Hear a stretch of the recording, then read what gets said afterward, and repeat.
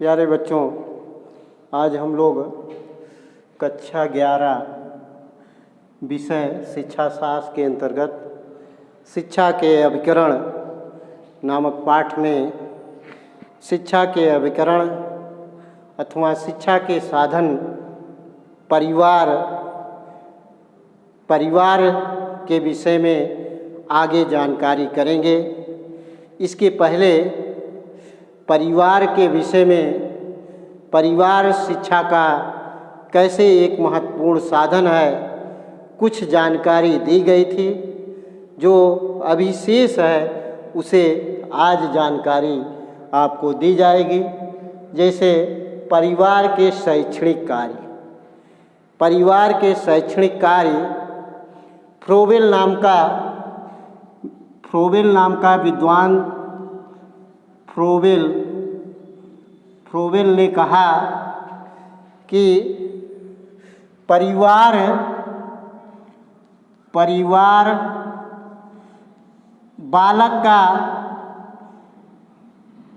परिवार में बालक का प्रथम आदर्श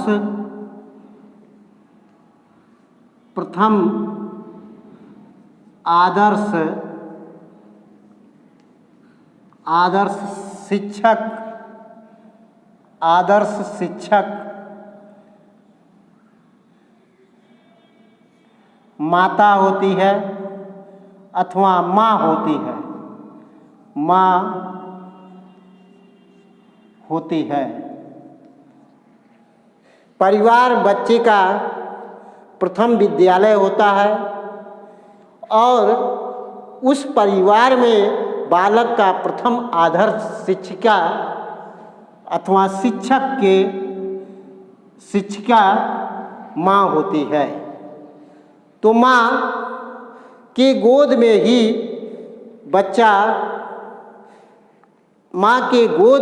बच्चा बोलना सीखता है। तो यह प्रथम गुरु इसीलिए माँ को ही कहा जाता है। फ्रोबेल ने भी इस बात को स्वीकार किया कि जो है परिवार में बालक का प्रथम आदर्श शिक्षिका माँ होती है। इस तरह से परिवार का शैक्षणिक कार्य में बहुत ही महत्वपूर्ण योगदान होता है। यहाँ परिवार के कुछ महत्वपूर्ण कार्य आपको बताए जाएंगे, जिसमें पहला है शारीरिक विकास।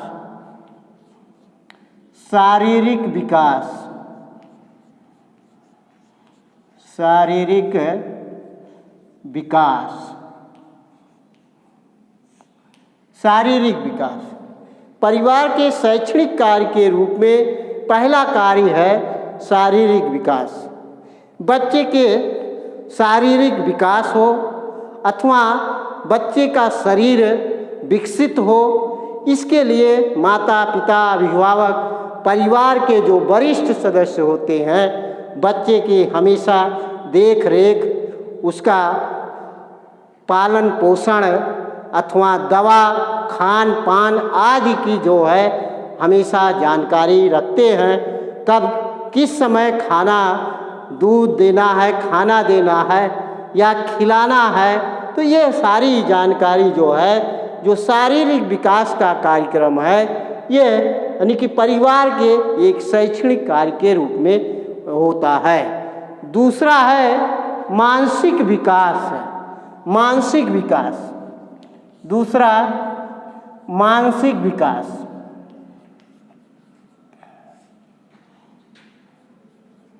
मानसिक विकास आपको बताया गया कि माता आदर्श शिक्षिका होती है, यानी कि बच्चे की आदर्श शिक्षिका माँ होती है।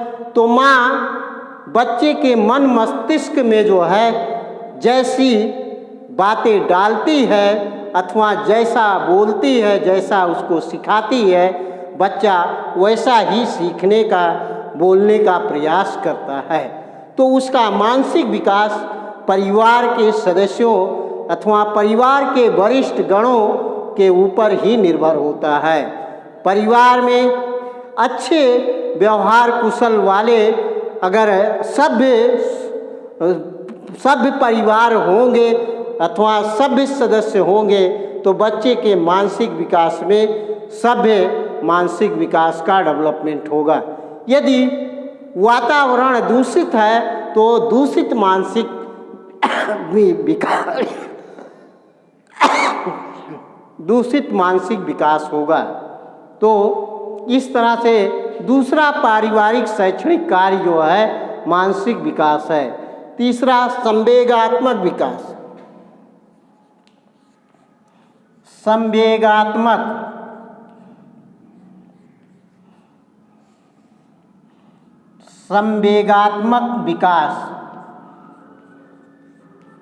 विकास परिवार की संवेगात्मक यानी कि उसके अंतर्निहित शक्तियों को संवेदना को जागृत करना, उसे संवेदनशील बनाना, यह परिवार के महत्वपूर्ण कार्य के रूप में होता है।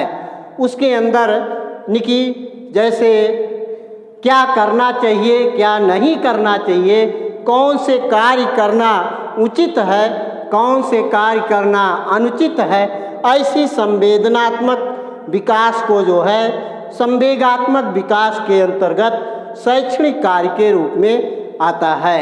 इस तरह से परिवार के शैक्षणिक कार्य में तीसरा कार्य है संवेगात्मक विकास। चौथा चारित्रिक विकास। चारित्रिक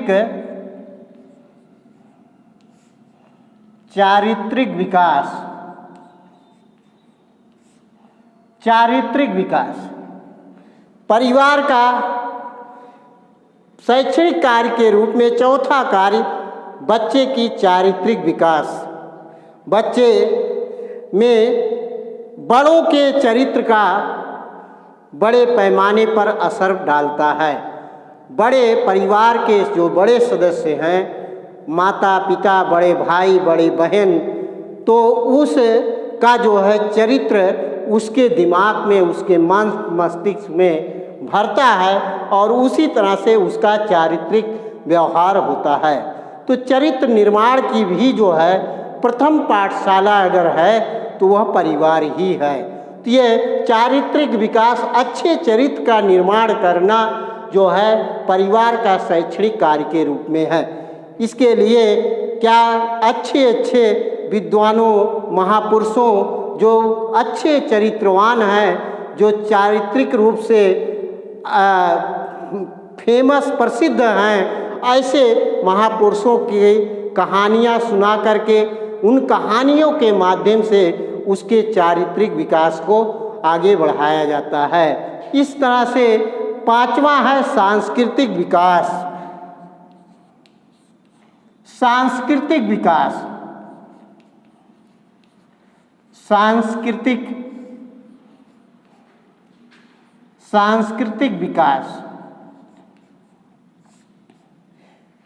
परिवार के शैक्षणिक कार्य के रूप में पांचवा कार्य है सांस्कृतिक विकास। सांस्कृतिक विकास का आशय रहन सहन, खान पान, संस्कार, उसके परिवार अथवा उसके समुदाय के जो संस्कार होते हैं वह संस्कार यानी कि बच्चे के भी मन मस्तिष्क पर प्रभावित करता है। तो जैसा परिवार की संस्कृति होगी वैसे बच्चे की भी संस्कृति का विकास होगा। तो ये सांस्कृतिक विकास का कार्य भी जो है परिवार के शैक्षणिक कार्य के रूप में आता है। छठा है समाजीकरण।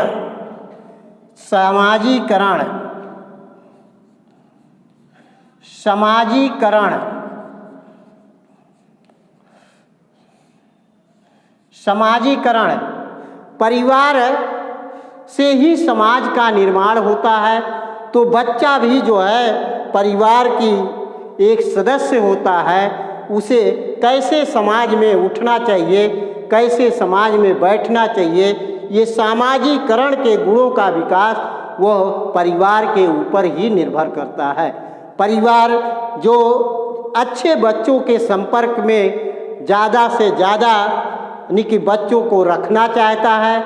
जो अच्छे यानी कि सामाजिक परिवेश के बच्चे नहीं हैं तो ऐसे बच्चों से मिलना जुलना, उनके साथ खेलना ऐसे प्रतिबंध लगाने का काम करता है। इससे अच्छी सामाजिक अथवा उसका अच्छा सामाजिकरण हो सके। इस तरह से समाजीकरण भी परिवार के शैक्षणिक कार्य के रूप में आता है। सातवां, आज्ञा पालन तथा अनुशासन की शिक्षा। आज्ञा पालन, सातवां, आज्ञा पालन तथा अनुशासन की शिक्षा। अनुशासन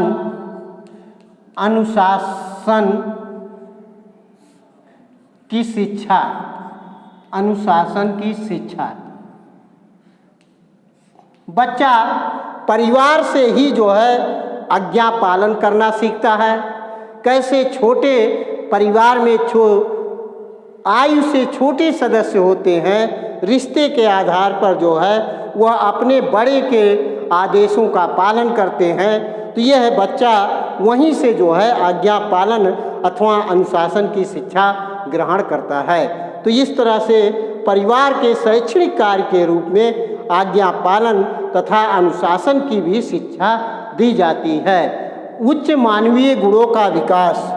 आठवां, उच्च मानवीय गुणों का विकास। उच्च मानवीय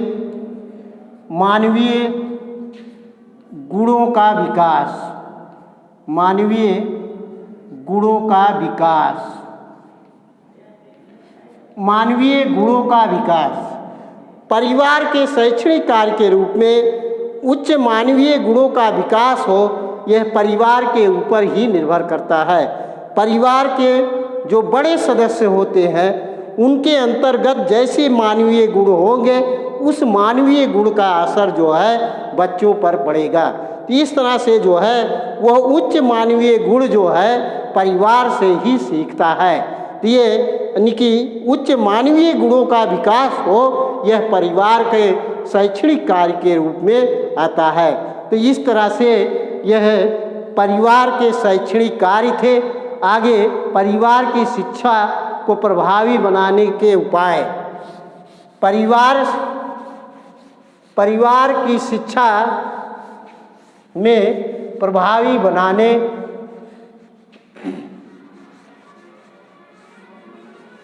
के उपाय। परिवार के गृह या परिवार की शिक्षा को गृह या परिवार की शिक्षा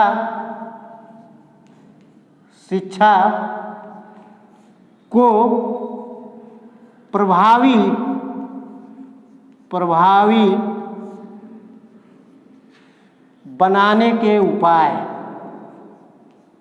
बनाने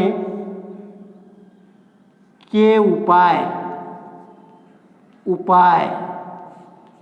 यानी कि गृह या परिवार की शिक्षा प्रभावी हो अथवा बच्चे के विकास में प्रभाव डाले, इसके लिए क्या उपाय होने चाहिए? इसके लिए कई उपाय बताए गए हैं, जिसमें पहला आर्थिक स्थिति।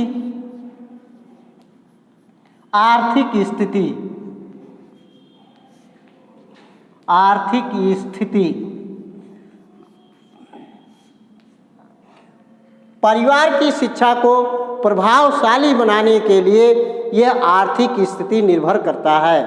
आर्थिक स्थिति अगर बहुत अच्छी है तो परिवार की शिक्षा को जो है प्रभावशाली बनाया जा सकता है। इसलिए आर्थिक स्थिति में सुधार की आवश्यकता होती है अथवा आर्थिक स्रोत विकसित करने का काम करना चाहिए, तो जिससे परिवार की शिक्षा को प्रभावी बनाया जा सके। दूसरा है सामाजिक वातावरण।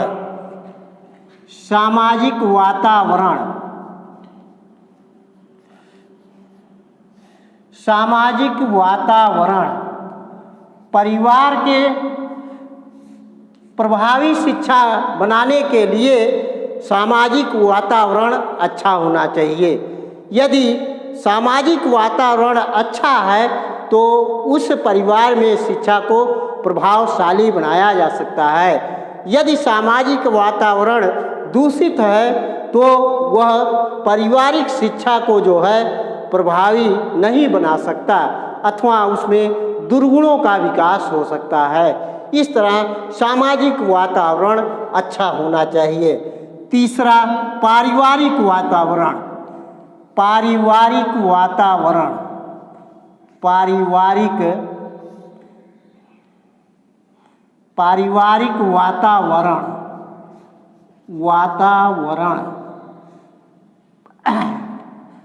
पारिवारिक वातावरण कि परिवार का वातावरण अच्छा होना चाहिए। परिवार के वातावरण के आधार पर ही बच्चे का मानसिक विकास होता है। जैसा वहाँ का वातावरण होता है, अगर अच्छा वातावरण है अथवा बच्चे के मानसिक विकास में सहायक है तो वह पारिवारिक वातावरण से उसका अच्छा मानसिक डेवलपमेंट हो सकता है। यदि दूषित पारिवारिक वातावरण है तो वह दूषित मानसिकता का विकास होगा। इस तरह से पारिवारिक शिक्षा को प्रभावशाली बनाने के लिए पारिवारिक वातावरण अच्छा होना चाहिए। भौतिक वातावरण। चौथा, भौतिक वातावरण।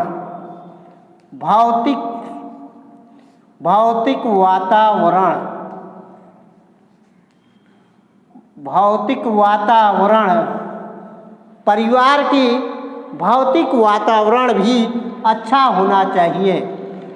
परिवार का भौतिक वातावरण बच्चे के मानसिक प्रभाव को प्रभावित करता है।